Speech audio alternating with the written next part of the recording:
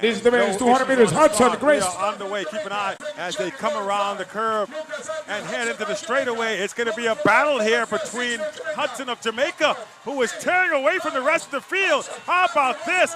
Andrew Hudson of Jamaica will run through the finish line. Got a little bit of a challenge late, but Andrew Hudson, Jamaica, is your winner here in the men's 200 meters. 19:87 is the unofficial time on the clock. But Andrew Hudson, boy, he took off. Kyrie King did all he could at the end there, but there was no catching the young man from Jamaica, Hudson, as he blazed his way to a gold medal here at these Nacac Championships. Men's 800-meter finale.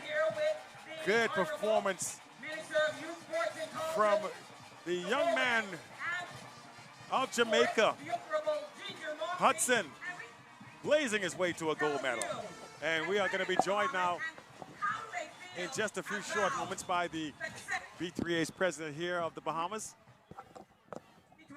Jamaica Archer. And